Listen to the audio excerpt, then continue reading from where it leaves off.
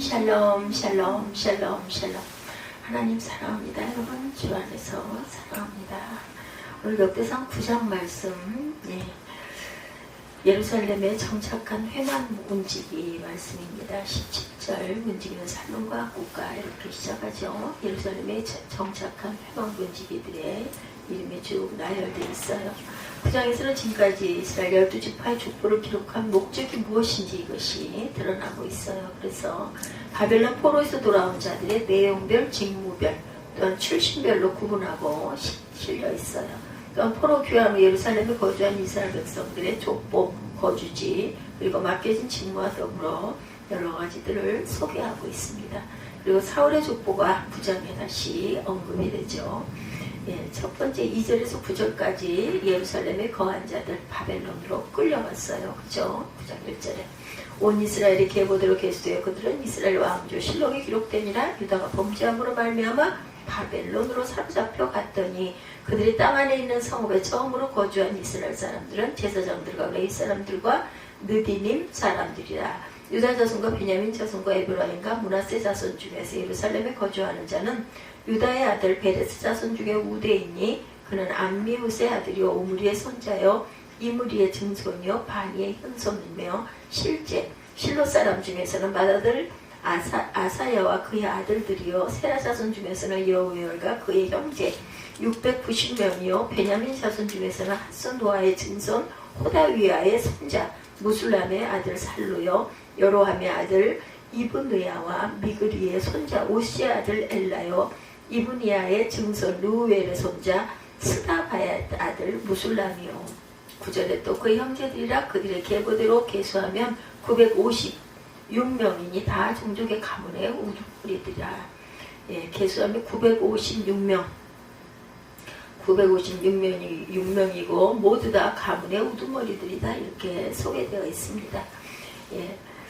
유대인들이 바벨론의 포로로 잡혀간 것은 4차에 걸쳐 이루어집니다. 첫 번째 1차 기원전 605년에 다니엘을 포함한 왕족들과 귀족 계급들이 가죠.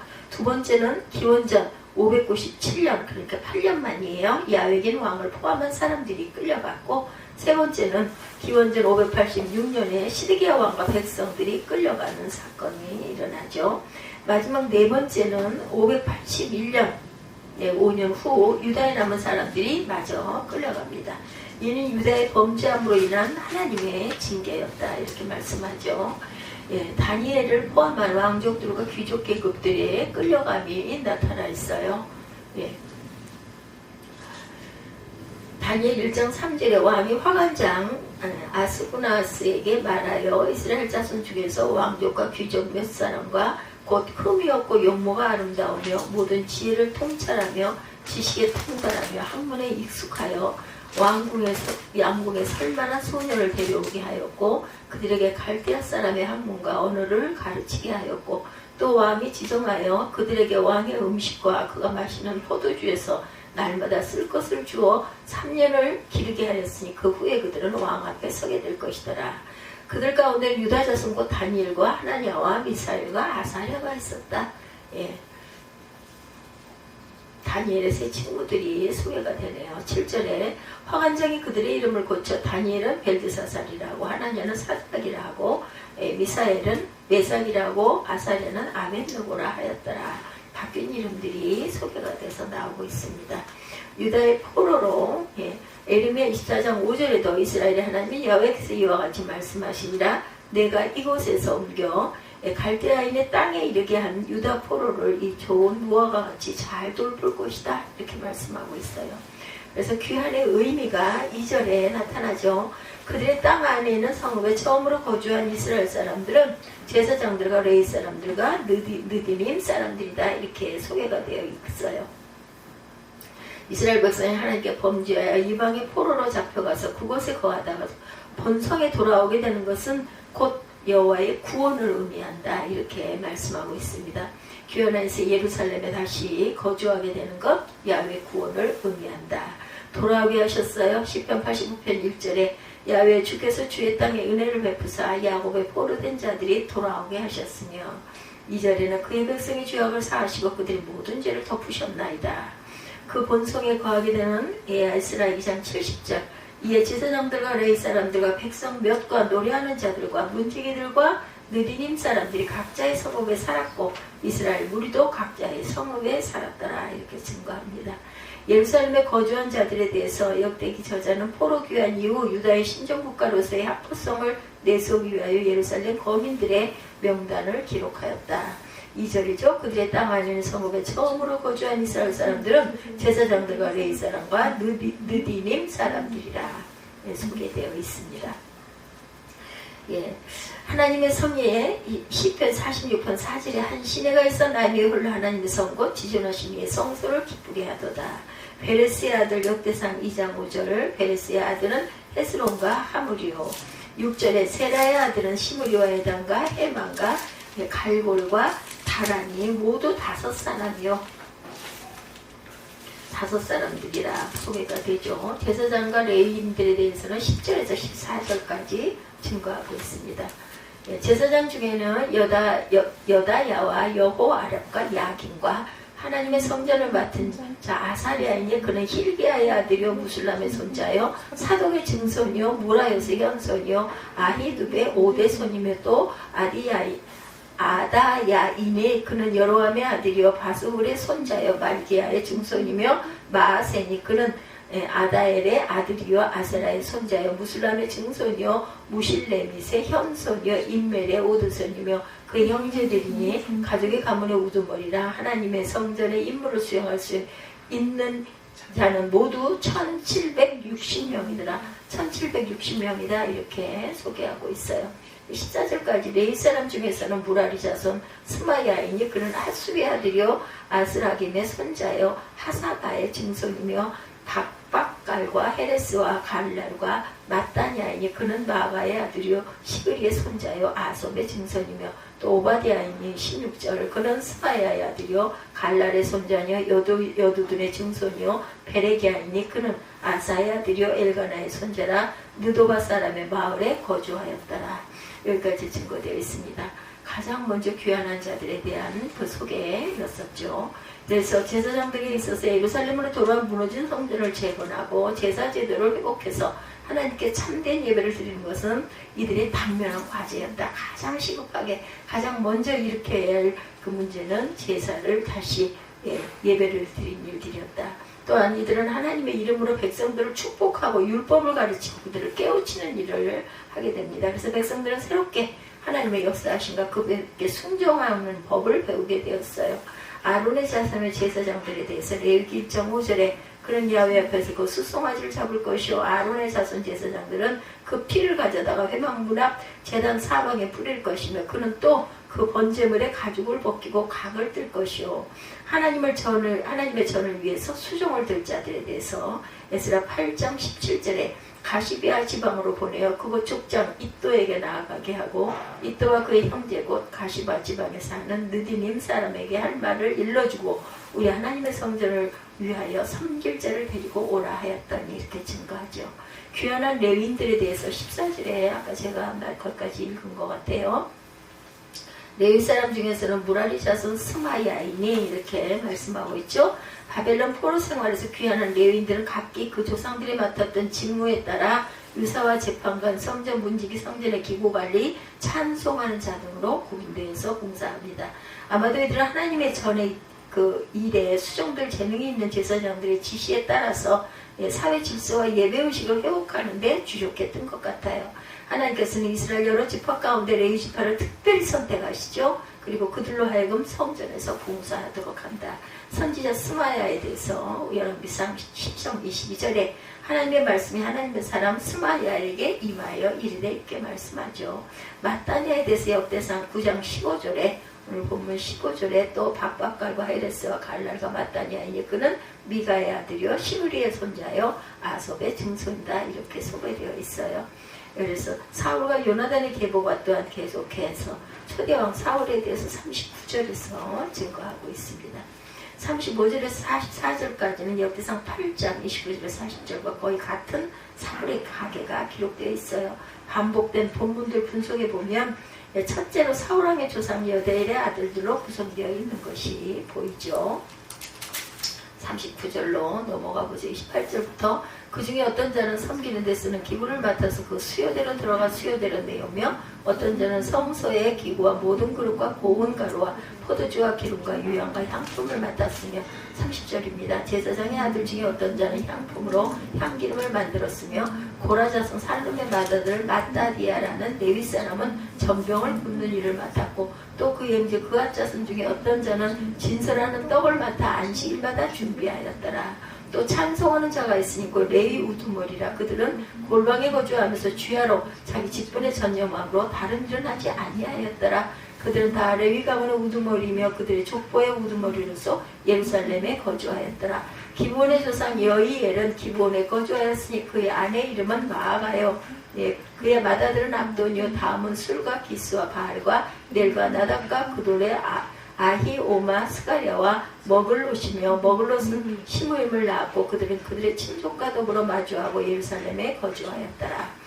넬은 기스를 낳고 기스는 사울을 낳고 사울은 요나단과 말기수아와 아비나답과 에스바알을 낳았으며 요나단의 아들은 무리바알이라 무리바알은 미가를 낳았고 미가의 아들들은 바돈과 멜렉과 다레아와 아하스이며 아하스는 아라를 낳고 아라는 알레멕과 아스마웻과 시므리를 낳고 시므리는 모사를 낳고 모사는 비느야를 낳았으며 비느야의 아들은 르바야요 그의 아들은 엘르아사요 그의 아들은 아셀이며 아셀의 6 아들이 있으니 그들의 이름은 아스리감과 보구루와 이스마엘과 스아르야와 오바데아와 하나니라. 아셀의 아들들이 이러하였더라. 이렇게 소개되는 내용이 쭉 나오죠. 선지자 스마야가 소개되고 있습니다. 여러분상 12장 22절에 하나님 말씀이 하나님의 사람 스마야에게 임하여 이르시되 마따니아에 대해서도 역대상 9장 오늘 15절에 밥박걸과 헤레스와 갈랄과 마따니아니 그는 미가의 아들이요 시브리의 손자요 아삽의 증손이다. 이렇게 나와요. 아삽 노래하는 자죠. 사울과 요나단의 계보에 대해서 35절부터 44절까지 역대상 8장 29절에서 40절과 거의 같은 사울의 가계가 기록되어 있는 것이 보입니다. 반복된 본문을 분석해보면 첫째, 사울왕의 조상 여디엘의 아들들로 구성되어 있다. 둘째, 왕의 가족들, 그리고 마지막은 요나단의 아들 무리바알과 그의 후손들로 구성되어 있습니다. 그래서 다윗이 그 요나단을 보호하고 그 가계를 보호하는 결과 이렇게 많은 후손들이 여기서 번져나가죠. 그래서 범장 말미에 사울왕의 계보를 기록한 것은 사울과의 패망을 밝히기 위함이라고 할 수가 있다.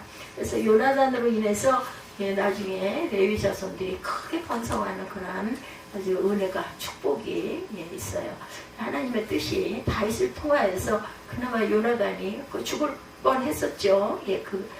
전부 다 멸절될 뻔한 그러한 그 가계가 이어져 나갔던 게 요나단의 가지치기가 많았다는 거. 요나단의 아들 사울은 기스의 아들로 이스라엘의 초대 왕으로 사무엘에게 기름 부음을 받았으나 왕이 되고 나서 교만해서 하나님께 범죄해서 버림을 받죠. 하나님의 진노로 인해 길보아 산에서 죽습니다. 기스의 아들 사울에 대해서 역대상 8장 34절에 넬은 기스를 낳고 기스는 사울을 낳고 사울은 요나단과 말기수아와 아비나답과 에스바알을 낳았으며 블레셋 사람들이 죽어요. 결국은 사무엘상 31장 2절에 블레셋 사람들이 사울과 그의 아들들을 추격하여 사울의 아들 요나단과 아비나답과 말기수아를 죽이니라. 무비보셋이 다리가 젊은 바리가 돼가지고 끝까지 숨어 살다가 다윗의 은총으로 살아서 가계를 이어가는 기가 막힌 정말 드라마틱한 역사입니다. 요나단의 계보.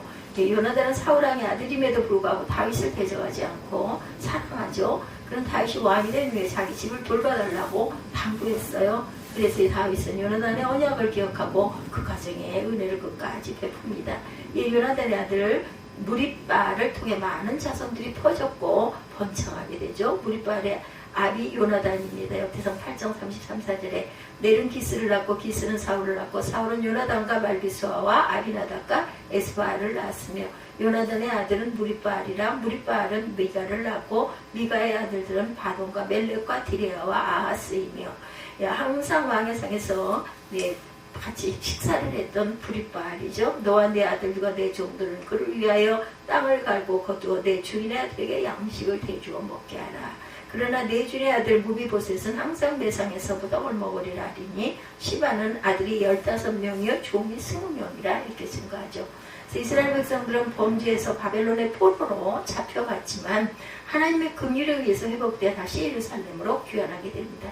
이렇게 귀환하게 될 줄 누가 알았겠어요, 그죠? 그래서 오늘 역대상 말씀을 통해서 흩어졌던 백성이 회개하고 돌아오면 하나님께서는 그들을 사랑과 긍휼로 싸매주시고 다시 회복시켜 주신다는 것을 알게 되죠. 우리 하나님이 진노가 있을 때 즉시 자신의 죄악을 회개하고 죽게 돌아올 수 있어야 되겠다. 그래서 교회 직분자의 자세에 대해서 말씀하고 있습니다. 우리 역대상 9장 17절에서 26절까지 본문이죠. 건강한 믿음을 위한 기초를 잘 세워야 됩니다. 기독교 선교 연맹의 창시자이던 심슨 목사는 예수를 믿는 축복의 중요성을 확실히 각인시키려고 150년 전에 사중복음을 내세웁니다. 예수님은 영혼을 구원해 영생을 주시는 구원의 주이고 구원 후에도 극적으로 정신적인 삶의 변화를 이끄는 성결의 주이고 성도에게 건강과 병의 극복 능력도 넘치게 주시는 신의의 주이고 성도의 소망대로 언젠가 다시 오셔서 천국을 회복시켜 주실 재림의 주다. 이렇게 4대 그 성명을 걸고 말하죠. 사중 복음을 내세웠어요. 영혼을 구원해 주시는 구원의 주, 구원 후에도 극적으로 정신적인 삶을 변화로 이끄는 성결의 주, 성도의 그 건강 및 병의 그 극복 능력도 넘치게 하는 신유의 주, 그리고 다시 오셔서 천국을 회복시켜 주실 재림의 주다. 중요합니다. 건강을 그 기독교 연맹 창시자 심슨 목사가 축복의 중요성을 각인시키려고 150년 전 사중복음을 세웠다. 그 사중복음으로 믿음의 축복을 굳건하게 각인시켜서 19세기 말에 미국의 신앙 부흥운동을 이끌어가게 됐죠. 20세기 초 CMA 선교사 카우만이 일본에 세운 동변 성서학원에서 CMA의 사중복음을 배운 몇 명의 한인들이 한국에 돌아와서 사중복음을 전파하며 한국에 뿌리를 내린 교단이 바로 성결교단이라고 합니다. 성결교의 사중복음이 사중복음과 유사하다. 중생, 성결, 신유, 재림 이렇게 되어 있죠. 우리 그 순복음은 거기에 축복이 하나 더해지죠. 끝에 오중복음입니다. 또한 20세기 초 미국 CMA에서 순복음 교단으로 알려진 하나님의 성애가 방언 문제로 갈라져 나가죠. CMA는 방언을 해도 좋고 안 해도 좋다는 입장인 반면에 순복음 교단, 우리 교단은 방언은 성령 세례의 증거고 필수적이다. 그래서 축복을 받는다는 얘기죠. 비록 기독교 선교연맹과 순복음 교단이 방언 문제로 갈리기는 했지만 19세기 말에 감리교의 웨슬리 사상을 바탕으로 비슷한 부흥운동에 길을 걸었기에 복음의 강조점에서 닮은 부분이 많아요. 그래서 순복음 교단은 성결 교리 대신 방언을 표징으로 한 성령 충만 교리를 강조하고 예수님의 외적인 본성과 성장의 은혜도 주신다. 이렇게 해서 축복 교리를 추가해서 순복음 교단의 오중복음은 중생 성령 충만 축복 신유 재림 이렇게 나오죠. 그래서 감리교가 웨슬리 사상을 바탕으로 부흥운동을 주도했어도 순복음 교단처럼 방언 문제나 축복 교리 아주 진보적인 색채를 띠지 않았던 그러한 이유는 CMA 창시자인 심슨 목사가 성경 말씀을 중시하는 보수적인 장로교 출신 목사였기 때문이다. 그래서 정말 안타깝게도 우리 장로교 쪽에는 말씀의 뿌리가 약하다 이런 이야기들을 많이 하고 어떤 그 편견의 시선을 가지고 보는데 특별히 그 말씀 속에 강한 뿌리를 내리는 순복음 그러한 그 학생들을 보면 깜짝깜짝 놀란다 이런 이야기를 제가 전해 들었습니다. 그래서 CMA는 선교를 중시하고 치유은사 방언이 오늘날에도 있다는 진보적인 입장을 취하면서도 성경 말씀을 중시하는 면에서는 보수적인 장로교만큼 아주 보수적인 입장을 취한다. 저는 방언을 아무리 하든 무엇을 하든 예언을 하든 그것은 모두 다 말씀 중심으로 충만해야 된다라고 생각합니다. 왜 CMA 사중복음, 성결교단의 사중복음, 순복음교단의 오중복음 등의 명칭이 이렇게 생기게 되었을까? 기독교의 믿음을 더욱 건강하고 튼튼하고 지속성 있는 믿음으로 만들려는 방편이 있었죠. 그럼 몇중복음이란 명칭은 없지만 장로교나 감리교도 교단 나름대로 중시하는 핵심 교리의 사상이 있었어요. 왜 그런 교리와 사상을 내세우는가? 저거를 좀 한번 껐다가 키면 이 지는 소리가 없어질 텐데, 그것도 역시 기독교의 믿음을 더욱 건강하고 튼튼하게 하고 지속성 있는 믿음으로 만들기 위해서다. 교회 직분자의 자세입니다. 그 보름 밑에 예보를 했다 다시 키면 소리가 안 나더라고요. 또 하네. 그래도 자유주의 및 이단 사상이 기독교와 교회를 많이 흔들고 있다.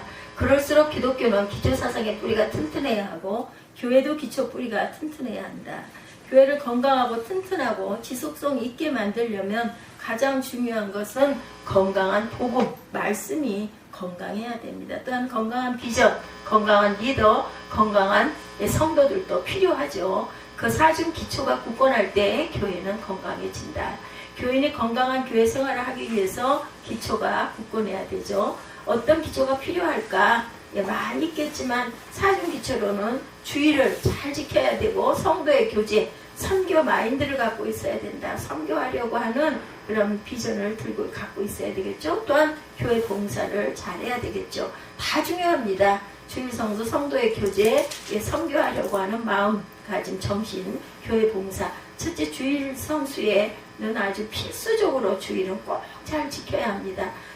둘째 주일 예배 후 식사는 물론 다양한 교제 프로그램에 적극 참여해야 한다. 셋째 주중에 열심히 일해서 창출한 영향력과 가치로 복음 전파와 세계 선교에 기여하고, 넷째는 교회 봉사와 헌신에도 1등 성도가 되어야 되고, 그래야 건강한 성도들이 된다라는 거죠. 그래서 연말이 되면 각 교회마다 직분자가 새로 임명이 돼요. 큰 교회에서는 직분자가 큰 돈을 움직이는 직분을 맡기도 합니다. 그러나 그런 직분만 중요하지 말고 작은 교회에서 맡은 작은 일도 중시하면서 어떤 직분을 맡았으면 직분이 섬김받는 직분이 아닌 섬기는 직분이라고 늘 여겨야 되겠죠. 섬김을 받으려고 해서는 안 됩니다. 특별히 교회에서는 더더군다나 마찬가지죠. 그래서 교회 직분에는 어떤 자세를 우리가 가져야 할까? 직분을 소중히 여겨야 됩니다. 바벨론 포로 생활에서 예루살렘으로 귀환을 해막 문지기 등 레위인 봉사자의 내력과 명단이 나오는 기록이 있어요. 오늘 17절에 보면 문지기는 살룸과 악국과 달몬과 아히만과 그의 형제들이니 살룸은 그의 우두머리라. 당시 성전문을 지키는 문지기 직분은 레위인들이 맡았어요.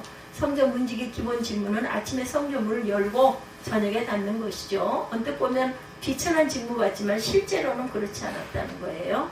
시편 84편 10절에 고라자손은 주의 궁전에서의 한 날이 다른 곳에서의 첫날보다 나은 즉 악인의 장막에 사는 것보다 내 하나님의 성전 문지기로 있는 것이 좋사오니. 저는 아주 이 부분이 항상 그 귓가에 맴돕니다. 하나님의 성전 문지기로 있는 것이 좋사오니. 뭐보다 악인의 장막에 사는 것보다. 지금 개념으로 말하면 100평 아파트에서 악하게 3년 사는 것보다 하루의 교회 봉사가 더 좋다, 이런 뜻을 풀이할 수도 있습니다. 교회 봉사는 복의 원천이에요.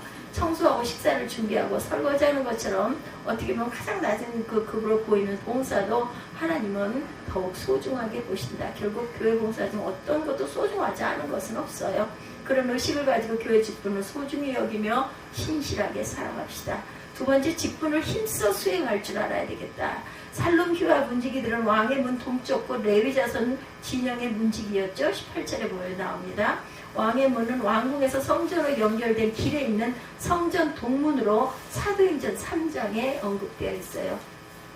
오늘 본문 18절에 소개가 되고 있어요. 이 사람들은 전에 왕의 문 동쪽 레위 자손의 진영의 문지기였다. 18절에 증거하고 있죠. 그래서 직분을 항상 힘써서 수행할 줄 알아야 되겠다.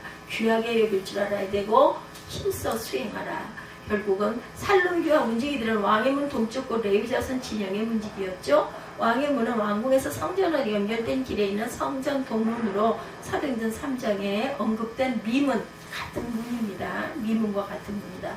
광야 시절에 성막주의 사방에는 레위 자손 진영이 있었고 그 진영 주위의 동서남북에는 이스라엘 12지파의 진영이 3지파씩 포진이 되어 있죠. 가장 중요하게 지켜야 할 성막 동문 쪽에는 레위의 둘째 아들 고앗 자손 중 제사장 가문인 아론의 직계 후손들의 진영이 있었다는 것. 결국 왕의 문을 지키는 레위 자손 진영의 문지기란 제사장 가문의 문지기란 뜻을 갖고 있습니다. 문지기 직분을 맡은 자는 212명이었다라고 22절에 소개되어 있어요. 22절 보죠.